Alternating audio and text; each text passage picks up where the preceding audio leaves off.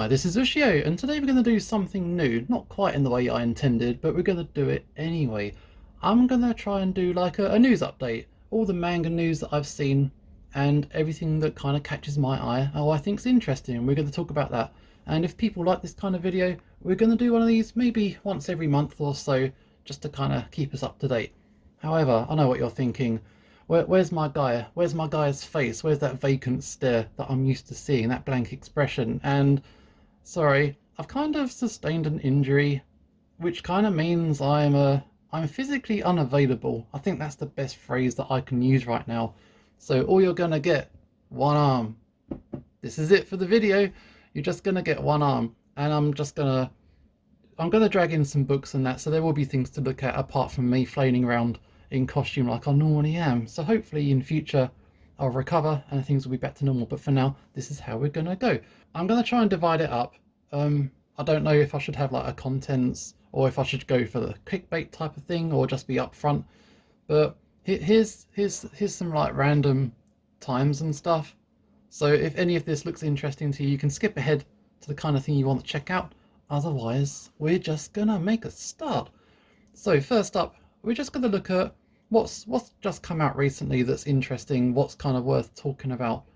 And okay, we're gonna go Kaiju Girl Caramelize. Volume 5 is about to come out. Kaiju Girl Caramelize is about a girl who, whenever she gets nervous or a little bit excited, she kind of transforms into a giant monster. It's cute, it's funny, it's harmless. I think it's getting a little bit of an audience, and hopefully over time as it keeps going on, more people will get into it as well. I do recommend it, it's pretty harmless, and I think most people can enjoy it. Alright, next up, I'm going to prop these over here, and hopefully over time we will fill up and we'll get some new nice things in here. Okay, next up is Real. Volume 15 came out recently. Takahiko Inoue's wheelchair basketball manga. I'm a huge fan of this creator's stuff, and there is, you know, Slam Dunk was like a sports focused manga, Vagabond was like a samurai manga, but Real there is sports involved, but the real focus is on the characters and how they process their situations. Like some of the characters are in wheelchairs and like how they're going through their healing processes and that kind of thing. Honestly, it's one of my favorites, and I'm talking about it now because it's been like 3 years since the last volume came out. Volume 14 came out I think 2018. Volume 15 came out at the end of 2021, and even with the gap, Takahiko Inoue has not lost its touch. It's excellent stuff. It's some of the best stuff going on. Okay, and the other one I want to talk about is not actually out yet, so I'm going to have to do some kind of visual overlay here. And that is New York, New York, that Yen Press are putting out. I don't know a whole lot about it, but it's one of these situations where, oh god, that book has slipped. So yeah, on the surface of it, it kind of looks like it's a BL title, but it's actually a shoujo manga where the characters are depicted more realistically than the more idealized relationships that you often find in BL. And I think I like to check out manga that they're kind of like formative and it fills gaps on how manga has evolved. So a title like this, it gives the impression to me, I haven't read it so I don't actually know, but it does give the impression that reading that, it seems like an important work that kind of informed how manga thereafter was then made. I'm not sure, it kind of caught my eye. I don't think it's going to be that long. I think it's just 2 omnibus volumes and it will be done, so it's not going to be a huge commitment. It's kind of caught my eye, and that's kind of why I wanted to name drop it. This is essentially all this video is going to be. I'm just going to name drop some stuff, and hopefully some of it will be of interest to you, some of it will be of interest to me, and between us all we can kind of maybe read some of this stuff and work out what we like. But yeah, New York, New York's definitely caught my attention, and I hope to be checking it out at some point. Okay, let's move on. What should we talk about next? I think I might just kind of jump around between each of the major publishers if they had major news. Obviously I can't include everything, basically because I've got nothing to say, but it was interesting that Viz Media, they put on part 6 of JoJo's Bizarre Adventure onto their app. Before now, JoJo's only really been appearing on there as the books have been published, so here's like, you know, part 1, volume 1, and so you can read all the previous parts, and I think is part 5 only partly on there as the books are coming out, so they've kind of skipped ahead a little bit to encourage people to read further on, because that's the series that just came out on Netflix. They want people to check that out and get more involved. Yeah, I'm going to have to like establish a new genre of manga for me. I have got a little side genre, which is basically my pile of shame, which is all the stuff I haven't read. I've tried to read JoJo's Bizarre Adventure a couple of times and I've really struggled with part one. Everybody says that it gets good in part three, but I want to push through and I've suffered. I've read part one, but then I lost enthusiasm for part two because of part one. So I really need to work hard. Maybe read this again and maybe I can get a clean run and then I can really start to reap the rewards that this series has to offer. But it's been a struggle for me. I'm sorry. I'll have to work harder and become a better fan. Let's get these in shot now. Okay. So I'm going to try and be a bit more breezy and push through with a couple of other stories. So this is going to be a UK exclusive kind of interest kind of story because I don't think anybody from any other country is particularly going to care. But it's important to me and it's important to other people from the UK. There's a UK anime company called All That Anime and they've started distributing manga within the UK. And our country doesn't have many exclusive manga dedicated websites where you can buy stuff from. The only real example I can think of is United Publications. So yeah, you've got like your Amazon, you've got like, Traveling Man, like regular comic shops, but nothing specialist. I'm a manga focused channel, so manga's my interest. So All That Anime are going to be distributing Denpa and J Novel Club titles within our country. Hopefully it works out for them.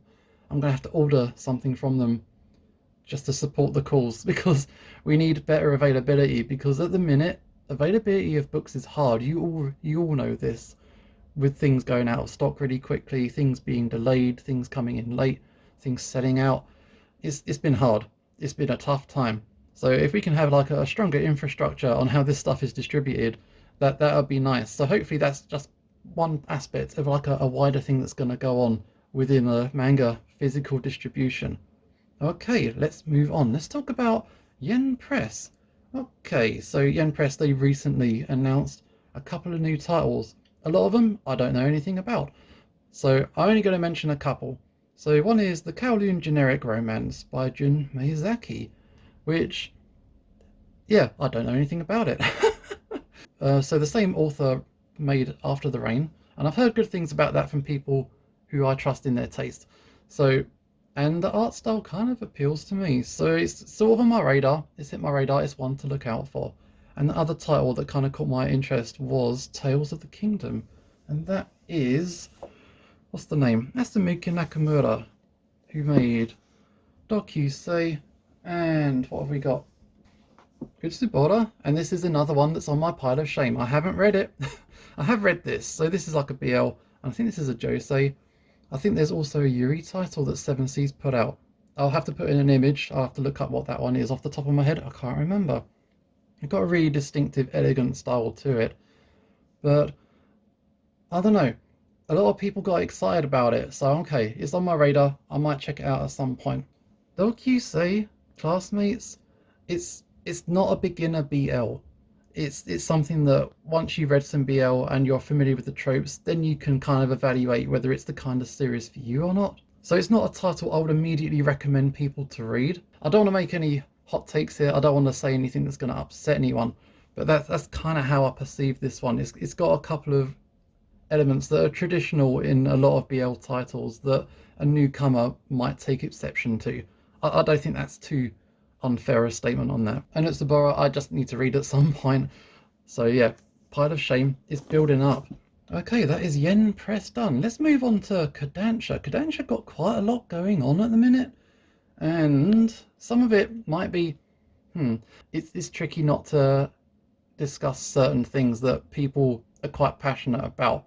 So we'll be careful. We'll be careful. This is why I put it in the middle of the video. But we're not going to talk about that kind of stuff yet. We're going to talk about the cool things that happened. So there was a unusual, kind of an unexpected short one chapter manga that came out called Inspired. And the last three letters of Inspired are in capitals to spell out red. And the reason it's red is because the manga is about Liverpool Football Club. And their colour of their kit is red. So that must be why it's like that. And it's official. It's a really odd thing that just appeared. It's got an English translation. I will leave a link in the description if you have a look. And it's basically about a couple of friends. One's a manga artist, one's a footballer, and they're both working toward their dreams. One wants to be the footballer and one wants to be a pro artist, and they kind of support each other. Obviously it's short. It's only like 20 odd pages. and so it fast forwards quite quickly. And it uses the Liverpool anthem, "You Never Walk Alone," as like a theme for how these people, even though one's in Japan, one's in the UK, they are separate. But because they never walk alone, they can kind of support each other and how it goes. It's just a cute little story, and it's kind of wholesome and it's kind of nice. And sometimes you just want to see something that's simple and does a nice little job. So thanks to Manga Mogura for bringing that to everyone's attention. They're a really effective Twitter account at presenting a lot of manga news. So I kind of plucked that one. So I'll credit them. I don't want to I don't want to be accused of taking anyone's stories away from him.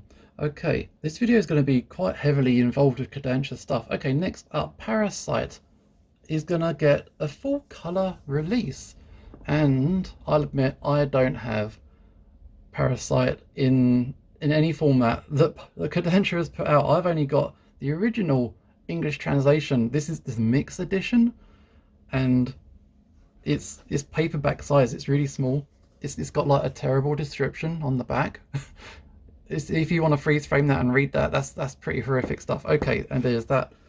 And that's the only volume that was printed in that size. Everything else was like A5, so a bigger size.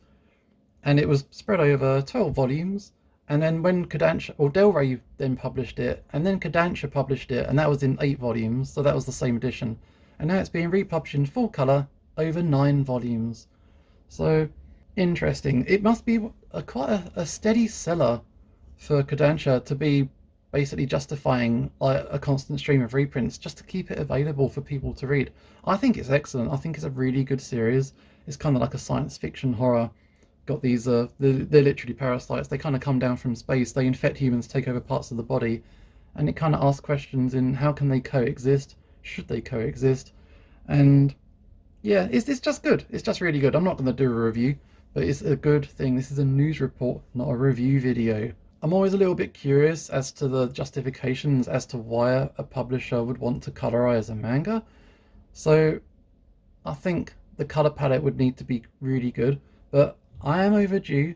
These are falling apart because they are old books. So at some point, I should probably consider getting new editions before these completely self-destruct. So it's really cool that an older series is kind of being maintained and it hasn't like faded away in like fandom's eyes. It's still relevant, it's still valid, and people can still enjoy it. It would be nice if Kodansha would consider printing more of Hitoshi Iwasaki's stuff, because obviously there must be a proven record if they're willing to publish, Parasite over and over again. So it would be nice if we could check out some of his other series as well. But we shall see, and looking forward to it. Next up. Okay, so this is probably going to be like the spiciest element of the video. Oh, stop sliding around. Stop sliding around. Put it over here. Stay here. That's good. So, yeah. This is Great Teacher Onizuka, GTO. Kodansha have announced, and they are going to publish all of the series digitally. So it's been out of print for quite a long time, and it's always been a fan favourite. People have always talked about it, and finally it's available again for everyone to read. It's digital only, and this upsets people. I'm one of these fans. I do like my physical books, so that is my preference. It's not a judgment on digital only manga, it's just how I like to be. I don't want to cause trouble, I don't want to cause drama. So I think there just needs to be a bit of acceptance on my part that I'm not the target audience. I'm an old manga fan. I'm not cool, I'm not relevant, and I'm probably not bringing in the big money. So Kodansha, they have a lot of digital exclusive titles. They put it on Comixology, so a lot of it's really widely available to huge audiences. And if that's where they're making their money, then that's where they're gonna go. So I kind of understand where they're coming from. But as a person who has that really old traditional value on printed manga, I'm gonna have to stick to my old books, which people who are gonna get the digital version, they're gonna kind of benefit from that quality as well, because people have noticed they put up a preview of like chapter 1 for people to check out, and it is the same translation that Tokyo Pop put out originally, so it's exactly the same. In that regard, if you want to be nostalgic about it, you'll go back, and you'll get exactly the same experience as what you got first time round. You can nitpick that the double spreads don't look super good, but it's just the nature of older manga when they're trying to basically you essentially cut the pages and scan it into the machine so it all holds together. So I'm fully sympathetic to their cause. It's really difficult, and also GTO in particular is really detailed. It has a lot of like sidebar stuff. It has a lot of like little annotations, little notes, little in jokes, tiny little writing all over the place. It doesn't just have the dialogue and the sound effects. It will have like lots of little side comments and stuff like this just to really busy up the page. Very, very active pages. So it would be a big job to do the whole thing from scratch. So it's the original Tokyo Pop edition as it was originally released. So on the face of it, it is a simple story. GTO is available digitally, end of story. But when you start to look at it, it kind of creates a couple more interesting things. So yeah, it is the original Tokyo Pop edition, which is fine. But they've also presented a statement. I'm going to read it out. The following content is from a former localization of this work and may contain phrases or scenes which were and still are offensive. Rather than omit the content, we have decided to present it in its original form to harbour conversation and growth among the community. Kodansha remains committed to the distribution of compelling stories worldwide, which serve as a lens through which we may view various communities. So there's a content warning at the start of the book. It's the only actual change that they seem to have made in the manga. All of the original translation is unleft. It's not been touched, it's not been censored, it's not been anything like that. And it's just an interesting thing to look at. So I don't particularly want to get into a discussion about it. It's just an interesting observation that this is the editorial decision that has gone into how this title has been released. It's not the first time there have been warnings. You've got like, oh, here we go. Yeah, so there was like older stuff like, yeah, a lot of the Tezuka stuff do have like content warning statements in the inside. And I think the earliest one of these things I've found was in Tokyo Pop's Cyborg 009. I think that's the earliest example I found of having a content warning inside pertaining to what is actually in there. So it's not the first time. It definitely won't be the last time. And I think basically times have changed. We're old. Everybody's getting old and standards have shifted. So normally with these ones, the content warnings pertain to like depictions of race and racism, that kind of thing. Whereas GTO, it's more because of the nature of the statement being so vague. It says phrases or scenes which could mean anything. So they're not actually given an indication as to what part it is that they're concerned might upset readers, modern readers especially, who are unfamiliar with the original release. It's just interesting. But yeah, basically we're old and we got to move with the times. We can't be upset by this. The work hasn't actually been touched. Nothing has been affected. Nothing has changed. It's just that the Kodansha's given us a heads up. They're just like, oh, watch out. This is dated poorly. Because you do have a guy in his early 20s hanging out with a bunch of teenagers. And this guy, it's a lot of toilet humour. It's just kind of stupid, lowbrow humour. But honestly, I'm really happy that this has come out. And they're not the first people to have done it in this way. One of Viz Media's kind of like, I wouldn't say it's a secret, but it's kind of like an unspoken thing. They have a Viz Select line, and they picked up a bunch of Tokyo Pop stuff, unedited from that release, same translations, same effects and everything like that. And yeah, most people don't associate Viz Media as having clamp titles, but yeah, they're on there, and they've got them exactly the same as, they just scan the pages kind of thing. So this isn't exclusive to Kodansha, and other companies will do it just as well if they can get like an easy license. I don't really know how things work, but as I understand it, when the rights lapse to a series, the translation rights revert to the Japanese license holder. So if you pick it up again, then that translation is kind of like paired with it. I think that's how it works. I could be wrong, and I might have just made that up on the spot. So correct me if I'm wrong, but I'm always wrong. I expect to be wrong. Being wrong is part of the fun, and it's how we learn, hopefully. I don't know. Anyway, I'm getting off track. But yeah, if you want to read Clamp School Detectives and you don't want to pay the eBay prices, Viz have got it on there, and it's exactly the same throughout. But you might be missing, there's like a little poster in here, which, oh god, I'm physically unavailable. I'm physically unavailable. Here we go. This is, oh god, I can't do it. I can't do it with one arm. But you get the idea. There's certain things that you can and can't get, with digital manga. Digital manga is good for availability, and it's good for you reducing costs on like distribution. Whereas physical, you can get little extra things like this, and you can play with the format, and you have something to keep even after the rights have lapsed. And if a company goes under or something like that, the book still remains and the work's still there. Okay, let's move on. We're still with Kodansha. They've had a busy couple of months, you know? They've got a lot going on. They've also announced that they've got a new horror manga coming out, and it is called Be Very Afraid of Inuki Kaneko. And Inuki Kaneko is a Japanese manga artist, so it's not a character of the book, it is the artist herself. This is an example. This is on my pile of unread shame. So this is School Zone that Dark Horse put out a while ago. So it's nice that we're getting a broader range of horror manga coming out now. So it's always good to see new things like this. New horror is good, and Kodansha are doing us a nice little favour by releasing something like this. Also, they are starting to publish and return to Osamu Tezuka stuff because they kind of like absorbed vertical titles back into their library. They're now republishing it, so Ode to Kirihito is en route. So here's the old vertical edition, which is a big, oh god, huge thing, and it's got like a weird cover that, oh god, hang on, I'm hitting the camera. I'm not gonna do it. There's another side of the face that's like a monstery type of thing, so that's on that side of the book. But again, that's the kind of stuff you can play with when you've got like physical media stuff. So it's being published again all in one, new cover.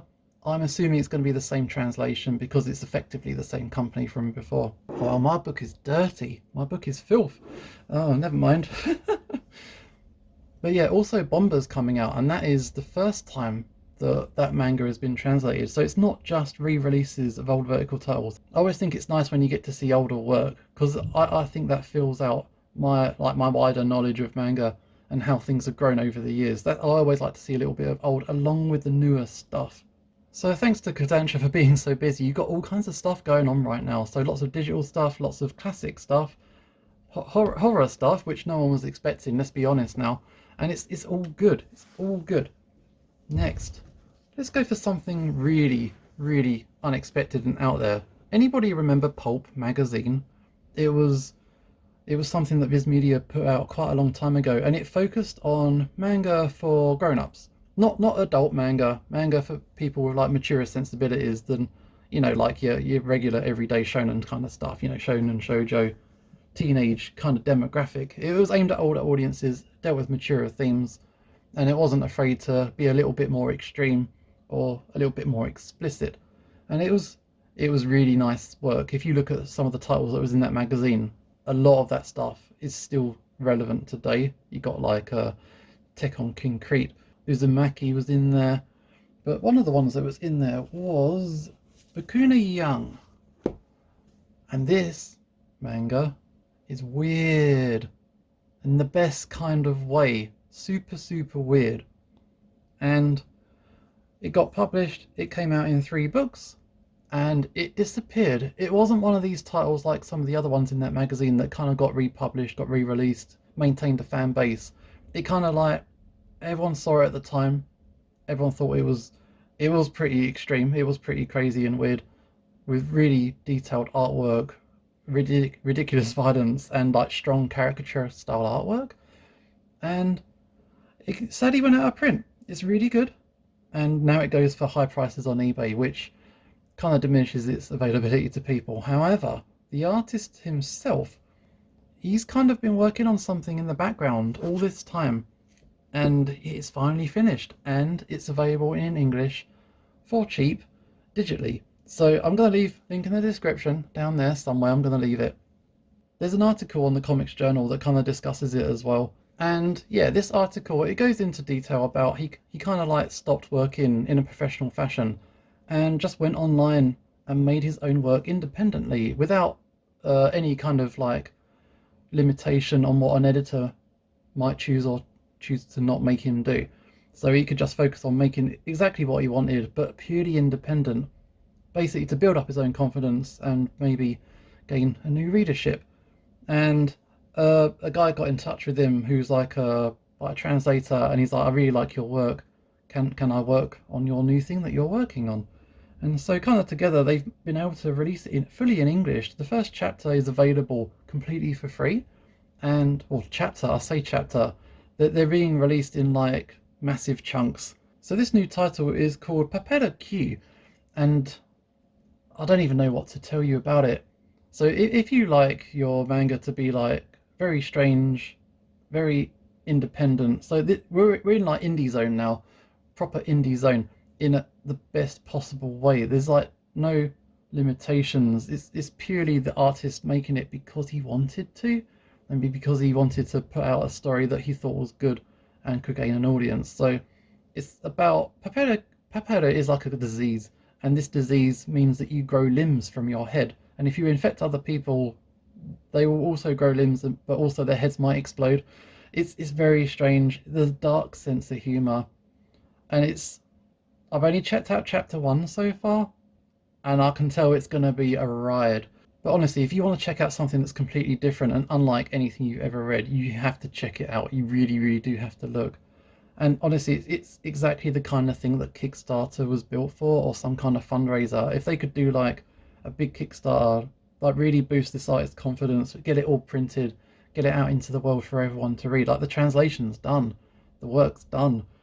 You can read it now, and it's pay what you want. So the first set of chapters are for free, you can get for free, and each batch of chapters thereafter, it's a minimum donation of $1, and you can pay what you want. So if you just want to read it but you're a bit low on money, maybe you can like get a couple for cheap, and then later on maybe give them a little bit more to show your support. I'm actually going to look forward to checking this out. So from what I've read so far, it's so strange, so strange. But yeah, don't take my word for it. You can go read it now for free. But Bakuna Yama was one of my favourite manga from back in the day, so the idea that the creator has another title available in English really, really got me excited. So I'm very happy that that's around, and hopefully a lot of people will be able to check it out. Cool, and now we're going to move on to our final section of the video, which is Seven Seas' turn. So every week on Wednesdays they announce like about 3 licenses, something like that. They got a constant supply of new things coming out, but I'm gonna limit what I can talk about. I can't talk about, like, Isekai for example is not my strong suit, so I can't really say much about any of that. A lot of these titles are so left field, I've got no idea about any of them, so I'll keep an eye on some of them. But a couple that I can tell you about, we have got The Girl from the Other Side. There is gonna be huge hardcover omnibus editions, $42.99 each, and spread over 4 volumes as of June. And I'm jealous. I've bought it in paperback, and I'm not one to rebuy manga if I can possibly help it. I'm not rich. I can't justify it. I'm poor. I can't do it. So I'm very jealous of people who are going to be able to experience this story in like massive oversized editions. And it's just got this haunting artwork, and I think it's going to be really nice to see that kind of expression on a larger scale. Also, the movie's coming out soon, so it's a nice way for that to come in. So yeah, so if you buy these individually, what are they? $12.99 each. So 3 of these books is about $39 anyway. It's not far off buying them individually, and with online discounts, I would advise getting the omnibuses straight away anyway. If you haven't started getting it yet, definitely go with this. And that is going to be an excellent time for people who choose to pursue that purchase. Okay, how are these not falling over? We're good. We are good. Alright, so last story is still with Seven Seas. They have announced a new imprint. So Seven Seas, they're kind of like, their theme of their brand is like the boats, and they got like the Ghost Ship brand, which focuses on like adult manga. And now they've announced Steamship, which is, I'll read a little bit of the press release so you can get an idea in case you've not heard this before. An all-new imprint dedicated to sexy romance for women, with manga in the genres of shoujo, josei, teens love, and beyond. It's difficult to decide exactly where they're going to go with it, because it says it's steamy, but they're also saying they're going to have shoujo. So is it going to be like a focus on romances, or is it going to be like mature titles? I do like when publishers choose to have, like, they divide up their imprints so you can kind of get more of an indication as to what kind of manga it is. So I can't, like Viz Media for example, I like it when they have, you got your Shonen Jump line, then you got your Shoujo Beat line, then you got your signature. It's just like, doesn't mean anything, but at the same time it's a vague indicator as to what kind of manga this is. Whereas with other publishers, I can't even tell until I've seen it in person whether it's a light novel or a manga. And I don't want to buy anything by mistake, but because I don't know what they are because of how they're labeled and described, it's sometimes hard to tell. So it's just a minor complaint. So I definitely approve of Seven Seas going in this direction, and it's nice that they're going for a market that, I don't know, I'm not saying it's never gone away, but it's definitely been a bit quieter. So Josei titles in particular, there are a few out there, but they're kind of like, they're buried. You got like Yakuza Lover that's currently going on the Shoujo Beat line, but Shoujo Beat is generally associated with like a younger reader, and Yakuza Lover is definitely not. Because I've read some. Yeah, it's definitely not. So it's interesting. So you got the Ghost Ship line, which focuses on the mature titles. I'm assuming that that's going to go much more in a male demographic fashion. So something like, I can't even read this title out with a straight face. But we've got fire in his fingertips. A flirty fireman ravishes me with his smoldering gaze. I can't do it. Anyway, this is Josei and it's on the Ghost Ship line, so I'm assuming this is gonna sidestep into Steamship. This must have done really well for them to justify this move, and hopefully that means that we'll kind of widen things up. Obviously sex sells, and obviously that kind of stuff does really well, and hopefully that kind of money can fund more interesting projects or more unlikely projects that perhaps won't instantly make as much money. So yeah, for every fire in his fingertips, maybe you get more Kamen Rider hardback books. You never know. So along with this imprint announcement, they've announced 4 licenses that are going to go on this. You got Game, Between the Suits, I'll Never Be Your Crown Princess, Ladies on Top, and Outbride Beauty and the Beasts. We're just going to have to see. It's an exciting idea. It's an exciting prospect. And once these titles start coming out and future licenses get announced, and yeah, Seven Seas, they have a constant supplier of like title announcements. It's going to be really interesting to see what comes up. But speculate away. I don't want to speculate in a way that could be perceived as negative or positive in any of these stories. I never want to be a part of the drama. I just want to make an observation, maybe have a little bit of food for thought, not cast a judgment, keep an open mind. It's all good. Everybody likes manga because manga's fun to read. And the guys who are releasing this stuff, adapting this stuff, translating this stuff, they're busting their backs to bring it to us, and I always appreciate that effort. And I'll be there for you every time. As long as the titles are good, I'm gonna be there. And that is it. That is a big first episode of news stories, and hopefully you've enjoyed it. And that is it for now. Hope you found this video fun, and this is Ushio signing off, and hopefully I will see you next time.